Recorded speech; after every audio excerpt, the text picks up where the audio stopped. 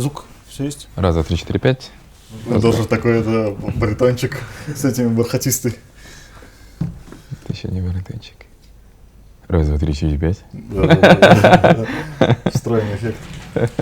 Хорошо, ладно. Ну, сейчас она опять упадет. Фу.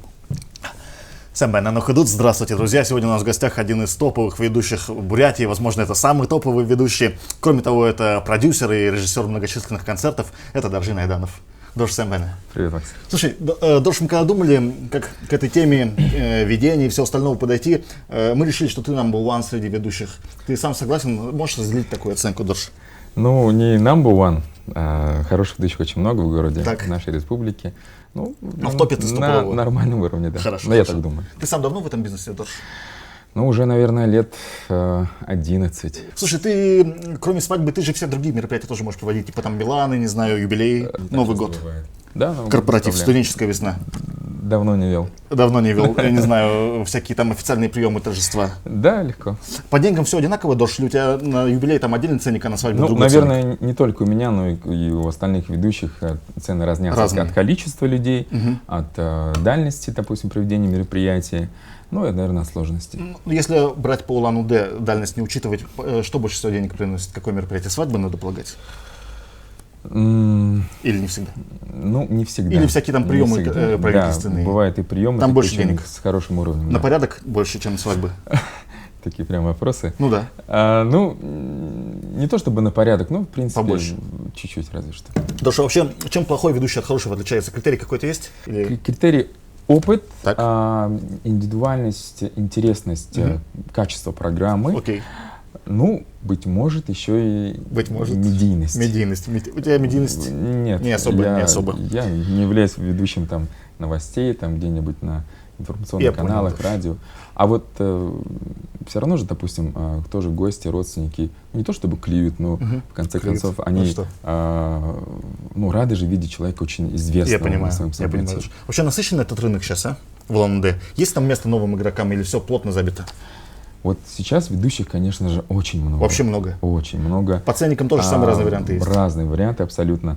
Слушай, вот из всего этого многообразия, которое сейчас, я не знаю, за 10 штук можно найти ведущего? Конечно. Вообще конечно. Не вопрос? Вообще не вопрос. Слушай, а самый дорогой, про который тебе доводилось слышать, там о каких суммах идет речь?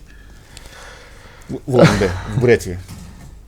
Ну, честно, я прямо конкретно сумму не знаю. Порядок примерно. У каждого ведущего она индивидуальна, но... Ну, есть человек, который, допустим, 80 просит? Или в районе? Я, честно, не знаю. Ну, примерно, то, что ты знаешь, это какие цифры? Ну, вот я... 80 это так-то большие суммы. Это большие деньги достаточно. Такие никто не просит в Бурятии, да, среди ведущих? Я думаю, что нет. Полтинник просит? Может быть. Может быть. То, это, знаешь, за какие мероприятия, за такие больше корпоративного характера. То есть, допустим, организовать, например, там мероприятие для какой-нибудь там госкорпорации. Я там, понимаю, типа федеральный... там метрополь какой-нибудь. Ну да, такое, или там СУЭК, например. Что такое СУЭК? Ну, я понял, кто такие СУЭК. Хорошо. Ты вообще вот этот рынок хорошо знаешь? Там, я не знаю, конкурентов, кто сейчас на рынке работает? Ну, конечно, я же внутри этого. Кто топовые считаются по городу? Если тебя убрать, можешь назвать парочку имен? Пускай это будет мое личное мнение. Твое личное, субъективное мнение. Да, мнение. Я никого ему не навязываю, его не навязываю.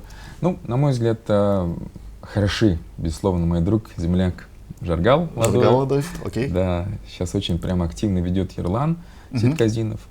Ну, Валера Скосырский, конечно. И такая, наверное, плеяда очень таких тоже талантливых молодых ребят. Это кто? Это вот Булат Денженов, Саян Самбялов, если ты их знаешь, не в курсе. Баир Цициков. В общем, ну, рынок достаточно такой плотный. Ты в гости бываешь в качестве гостя на свадьбе? Я бываю крайне редко. Последний раз когда был? Крайне редко, года, наверное, 2 назад. Кто ведущим был тогда, Дош? Тогда я был на Милане. Милане? Да. А на свадьбе, вот, Дош, когда был? Так, на свадьбе. Кстати, я даже не помню. Не помнишь, но на Милане ты был, кто ведущий был? Эдик Будажапов. Годно было? Да, хорошо. Ну смотри, если бы ты сейчас сам бы женился бы еще раз, или, не знаю, сына бы своего бы женил бы, ты бы кого бы в качестве тамады позвал бы на свадьбу? Честно? Я бы никого не позвал. Серьезно? Серьезно. Хорошо, потом обсудим. На мой взгляд, ну давай. Хорошо.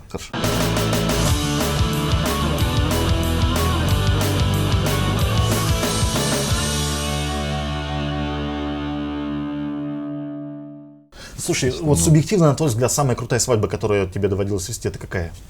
На твой субъективный взгляд. Вот самые веселые свадьбы — это простые свадьбы, честно. Ты имеешь в виду в плане... Да, вот самые веселые. Пускай там где-то представители с районов республики, но они самые веселые, потому что люди отдыхают душой, отдыхают прямо вот сердцем, отдыхают. И это чувствуется в атмосфере. И вот такая вроде бы простая свадьба, в бюджетном плане там и артистов нету, и света нету, и оформления нету, но она эмоционально выигрывает, чем вот нафаршированная Почему свадьба. у богатых так не получается? Нет, получается, конечно, но не всегда. Да. Я понимаю. Слушай, а если говорить про отвратную свадьбу Дош, можешь что-то из этого припомнить? Отвратную? У тебя что-то в голове уже возникло, когда я сказал про отвратную свадьбу? Ну, отвратная, наверное, не бывает. Ну, провал с твоей точки зрения знаком? Ну, провал — это когда, один из, не то чтобы провал, но не очень хорошо, когда свет выключается, например. Вот был. Это кого там? Сейчас, извиняюсь. Это моя машина, да? Ну, надеемся, что ничего страшного не случилось. Где что? Машина. Возле мусорки стоит. Ну, наверное, ерунда, надеюсь. Ладно. Мы про провал говорили, Дош. Ну вот Это когда как? выключается электричество, например. Почему? Каждый ведущий с этим хоть раз сталкивался. Я помню на прямо богатой, классной свадьбе, все там продумано. Там первый номер, помню, у нас был пролог, даже на свадьбе был пролог. Там и Чингис Роднаев, Белигма, Бадмаханда, Айшеева, Байкал, там в подтанцовке гигантская такая постановка целая, да. Вот только начинаем, и свет гасится на полчаса. Жесть случилась. И понимаете, там и невеста вся покраснела, готова была там банкетный зал в клочья разорвать. Ну, в общем, бывают такие случаи. Понимаю. Слушай, вот такие шикардосные мероприятия, которые ты сейчас обозначил, они сейчас где обычно проходят, а? Я имею в виду в Улан-Удэ. Какие площадки сейчас самые топовые считаются по городу за последние пару лет? Ну, любую, в принципе, площадку можно так перетрансформировать, так преобразить, чтобы она прямо была там очень хорошего уровня. Если у меня миллион денег, ты мне какую посоветовал площадку бы занять? Честно? Честно, ага. Я бы посоветовал бы тебе где-нибудь на природе гигантский какой-нибудь шатер найти, нанять, купить, я не знаю, белоснежный, и сделать кейтеринг, чтобы было немножко по-другому. Мне кажется, вот на природе, и вот говоря о том, что вот ты же помнишь, мы ты сказал, что лучше без тамады? Да. Без тамады на природе? Да, я бы сделал бы на природе, без тамады, без ведущего, но опять же формат более молодежный, родственникам сказал бы, вы же поймите, простите. Хорошо. А так друзьями, чисто вот в такой свободной форме. У меня и друзей много, артистов, естественно. Поэтому, мне кажется, такой вариант был бы интересен. И я вот даже молодоженам, быть может, тоже мог бы посоветовать попробовать вот такой вариант. Ну, это же идет наперекор твоим бизнес-интересам. Да, я согласен. Ну, вот есть такое, что... Как объяснить? Я, быть может, сейчас навлеку кучу негативных комментариев в свой адрес. Но мне кажется, что все одно да потому сейчас. Одно да потому. У тебя тоже немножко одно да потому? Ну, даже у меня. Окей. Даже у меня. Хорошо. То есть, конечно, ведущие пытаются там какой-то новый конкурс, что-то новенькое, что-то такое, но суть-то свадьбы не меняется. Я понял. 400 человек, 200 человек, но ты никуда не денешь. И эти поздравления, они должны же прозвучать, родственники издалека приехали, надо. Да. Ты вот этого, в общем, вот этого формата, ты никуда его не поменяешь. И значит, надо что-то в корне менять. Окей. В корне, либо это вот там, допустим, расписались, тихо, мирно расписались, да, либо, допустим... Кажется, с нами случилось то, о чем ты говорил, про свадьбу.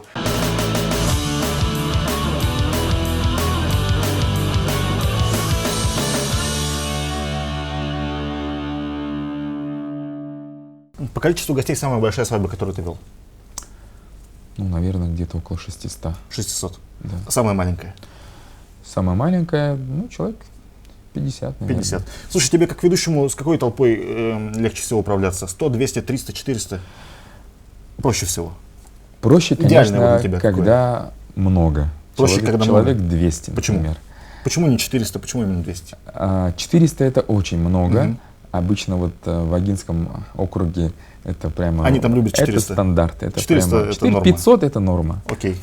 Вот. Но в таких мероприятиях зачастую ведущие не успевают в силу такого плотного графика поздравлений, да, не успевают реализовать всю свою программу, конкурсы, какие-то интересные интерактивы, например, да, не успевают. В 50 человек там, наоборот, Слишком очень много пространства очень остается. много времени и очень много пространства, и ведущий думает, что же делать. Но вот такая золотая серединка, 200. мне кажется, ну, под 200. То есть 180. вроде бы и все успеешь, и поздравлений достаточно, и такое самое нормальное, оптимальное. Ясно. Слушай, Дош, справедливо сказать, что в Бурятии, вот я не знаю, вот эти большие свадьбы собираются в основном, чтобы денег собрать, а? Как думаешь? Да нет. Какой смысл такой толпе? Нет. Вот смысл в большом количестве родственников это прежде всего... Не только родственников. Там же, я не знаю, бывают такие, там, Ну, а теперь друзья. друзья, там, однокурсники, матери жениха. Бывают такие люди? Бывает. Бывает. Ну, это, видишь, зависит от тоже от степени уважения к родителям. Вот, допустим, если у родителей очень много друзей, они работают в каких-нибудь структурах, организациях, это где получается очень больше много, для родителей, очень чем много для молодых. коллег, да, где у них там сильные рода, кланы, и невозможно не пригласить там Таких дофига в большое Бурятии, да? количество родственников. Конечно, таких очень много людей. Ну, что поделать, если у нас издавна так принято прямо всех прямо приглашать, думаешь, троюрных, кто-нибудь- четвероюрных родственников. Кто-нибудь их звал бы, если бы они деньги не приносили? Я думаю, что звали бы. Звали бы. Есть такие случаи, когда на свадьбах там и вообще никто там, не то чтобы бывают люди, которые не кладут в конверт там ничего. Пустые конверты дарят? Ну не пустые, но там. А пустые дарят конверты? Рублей 500 подарят. Пустые, но это совсем, мне кажется, было бы не, Ну, бывает. как-то не очень. Ну, я не знаю, но просто мне говорили, что... Что было. Что было, да. Хорошо. Слушай, Доша, самый дорогой подарок, который при тебе дарился? Именно в В плане... денежном эквиваленте.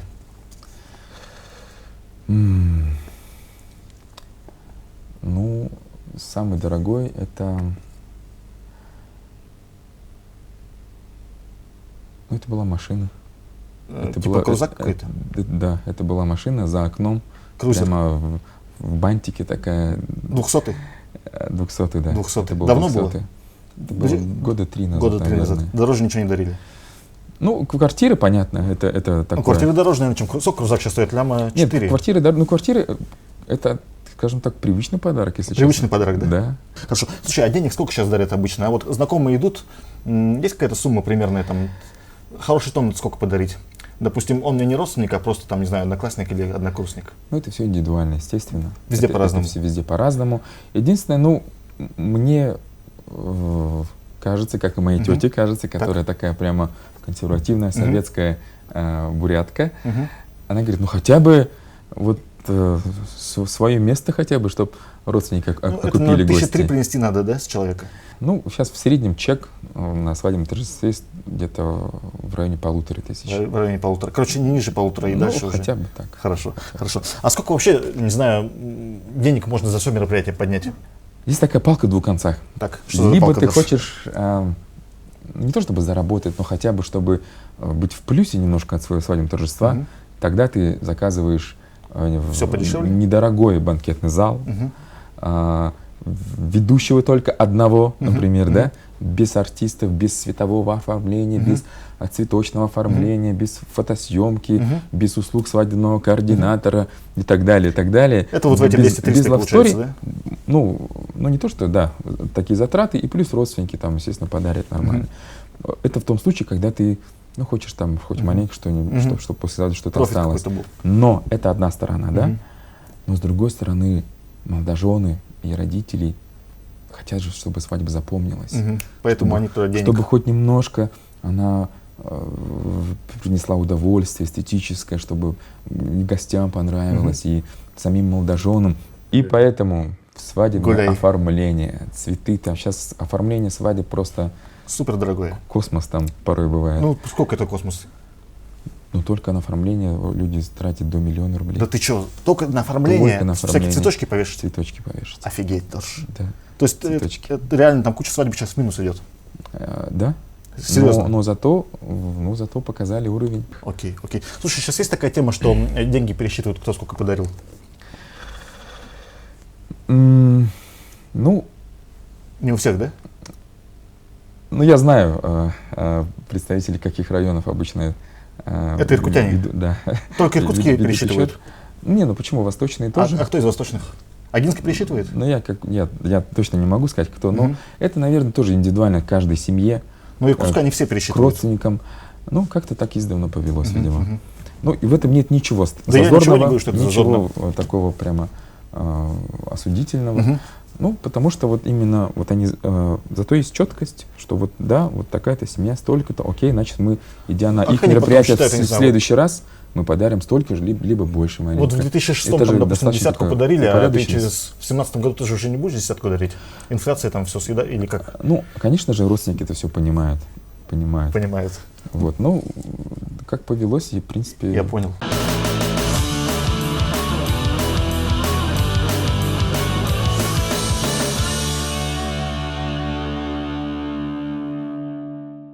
Слушай, Дош, сейчас смешанные браки бывают или буряты с бурятами в основном женятся, а русские с русскими? Смешанные бывают. Много? Вот у меня последние свадьбы, вот даже вот на прошлых выходных были смешанные браки. Растет это количество или примерно одинаково все время? Да я бы не сказал, что растет, но, как правило, смешанные браки именно с представителями не Республики Бурятия. То есть кто-то... То есть бурят, допустим, и... бурятка, как правило, бурятка Мгм. и там, украинец, например. И украинец. Бурятка, американец. То есть девушка обычно бурятка. Африканец, например, с Африки. Бурятка это будет обычно девушка, а не парень. Ну, парней, То есть парни буряты редко на других национальностях женятся, так ну, вот получается? как-то статистика, по крайней мере, Твоя. мероприятий, ну, моих, вот она вот к этому почему-то ведет, не знаю почему. Я понял. Просто раньше как будто бы обычно парни были буряты, а девчонки были русские там или еще кто-то. Ну, блин, я тоже замечаю, что сейчас в основном девчонки бурятки, а он какой-то, он в смысле другой какой-то. Да, да, да. Хорошо, хорошо. Тебе доводилось чисто русские свадьбы вести? Чисто, ну, Очень мало. если Или не было? русская девушка и парень метис, Такое как было. кореец, ну, вот так было. Хорошо. То есть, получается, обычно русские свадьбы русские ведущие, бурятские свадьбы бурятские ведущие. Ну да, ну, бывают исключения. Ну, вот, допустим, тот же Стас Брыков там. Он может бурятскую тему провести. Да, он в этом плане очень такой-то универсальный, конечно. Какое самое принципиальное отличие между русской и бурятской свадьбой, Дош? Количество раз Так. гостей. И вот сколько я был и гостем, да, на русских свадьбах, поздравления очень лаконичные. И даже когда там друзья, родители там тоже поздравляют, например, на бурятских свадьбах, поздравления лаконичные, они не Я понял, как не прямо одинская монотонные, тетка выходит и не начинает на насыщенные. полчаса говорить. То есть они не наполнены, например, там, вот наша невеста такого-то рода, а у нас в роду был такой-то профессор, и так далее, и так далее. Я понял.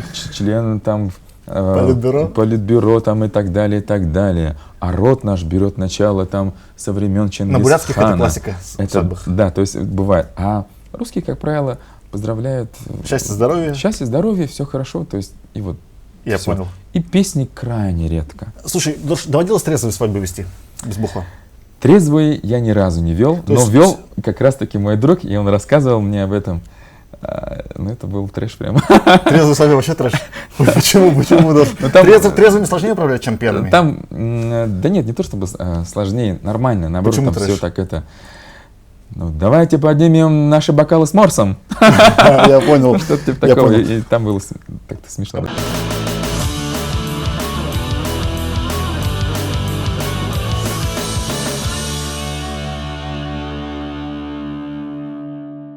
Обычно из одной прослойки люди женятся, или бывает так, что богатый мальчик и простая девочка, или там простой мальчик и богатая девочка?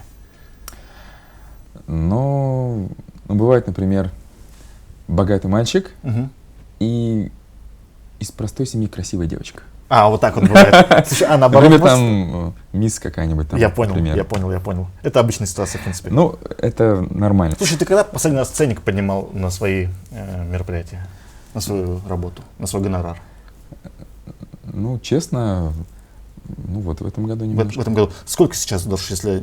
Блин, все равно, я думаю, все, кто хочет узнать, они узнают.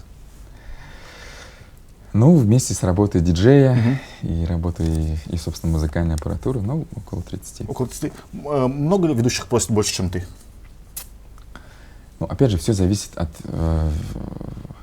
какой-то индивидуального праздника, то есть от самого торжества У зависит. тебя тоже может колыхаться эта цена? Может. Насколько? Допустим, от дальности поездки раз. Ты в район тоже выезжаешь? Конечно. Во все районы? Да, во все. Самые дальние? Самая дальняя Москва. Реально? Ты в Москве проводил свадьбу? Да. Тебя специально туда выписали, купили билет на самолет? Да, да. И не меня одного, я с артистами ездил. Офигеть. Даже так. Круто, круто. Это была какая-то понтовая свадьба, да? Это была бурятская свадьба. Я имею в виду, несостоятельные были люди.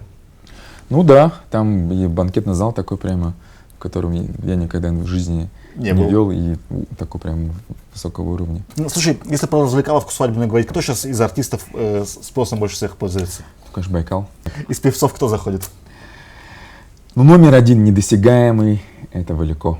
Да ну? Это Валико. Реально? Он зимой на корпоративах номер один, и летом, если Валико меня сейчас видит, слышит, то Валико, ну это правда, брат. Он чем родная, допустим, круче?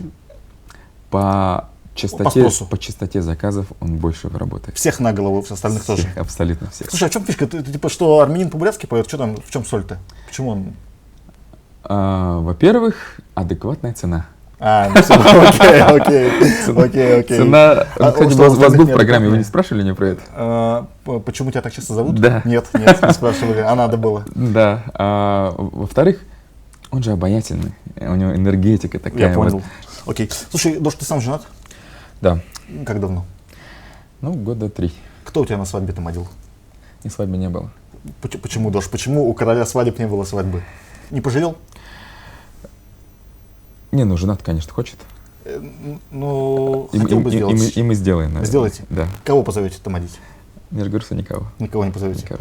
Ты большую себе не будешь делать? Нет, конечно. Сколько человек, Дош, позовешь? Ну, человек 60. Хватит тебе? Абсолютно. А как тебе бурят? Блин, и равно тебя не поймет. Ну, мне кажется, могу сказать своим родственникам твердо, что нет. Нормально? Да, нормально. И надеюсь, что родственники жены тоже поддержат. Хорошо. Тоже и равно? Нет. Ага. Окей. Вот, и я думаю, что нормально. Хорошо. Слушай, еще буквально пару вопросов. Скосырский или Ладоев? Как ведущий. Ты в смысле... Я спрашиваю, тебе надо выбрать, Скосырский или Ладоев? Валера или Жаргал? Ну, оба хороши, оба очень качественные ведущие. Хорошо, одного назови самого топового сейчас в Бурятии. По количеству заказов Жора. Жора. Только вот Жора. Хорошо. Да. Дош, готов ли провести гейскую или лесбийскую свадьбу? А почему нет? А с сомнительной репутацией людьми готов работать? В смысле, с молодоженами сомнительной репутацией? Или что? Ну да, если там кто-нибудь черными делами какие-нибудь промышляет. Что под этим? С бандитами. Ну, я думаю, что на мероприятии, где все веселятся, и свадьба же такое само по себе очень хорошее мероприятие, я думаю, что и бандиты могут хорошо отдохнуть. Хорошо. А ты готов помочь им в этом? Да, легко. Отлично, Дош. Ну вот на этой ноте спасибо тебе за участие в нашем проекте. Спасибо. ВРТ. Счастливо.